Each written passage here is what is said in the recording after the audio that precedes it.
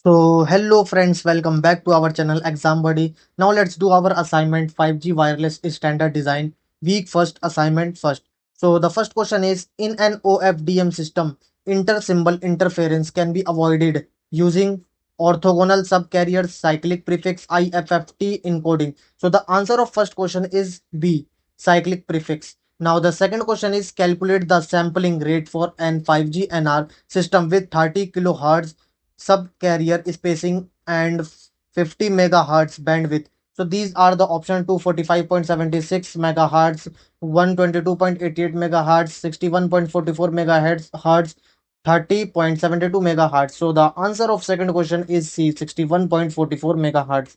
Now the third question is, consider a 5G system with a bandwidth of 100 megahertz. If the signal to noise ratio SNR of the received signal is 9 decibel, what is the maximum rate in Mbps at which the receiver can decode the signal successfully without any error? So these are the option: 180, 280, 360, 316, 459. So the answer of third question is C, 316 Mbps. Now the fourth question is, the number of slots subframe if the system uses a subcarrier spacing of 60 kilohertz. So the answer of fourth question is 4.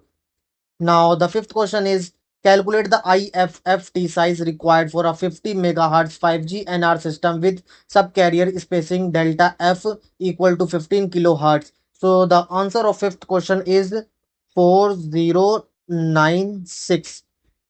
Now the sixth question is, the 5G system which uses incremental redundancy retransmission mode with an effective code ratio rate of 1 by 4 did an initial transmission, but the receiver failed to successfully decode the data in the first attempt and request for two more retransmission. Calculate the code rate at which the receiver was able to successfully decode the data.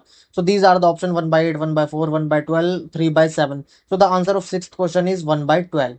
Now the seventh question is, the minimum SNR in dB required to achieve the capacity of 5 bps hertz is approximately. So these are the option: 5 decibel, 15 decibel, 21 decibel, 31 decibel. So the answer of seventh question is B, 15 decibel. Now the eighth question is, what is the best approach to maintain a link when UE experiences sudden drop in SNR? So these are the option: decrease the code rate, increase the code rate, increase transport block CRC length, modify CRC polynomial with same degree as before. So these are the option, and the answer of eighth question is A, decrease the code rate. Now submit your answer.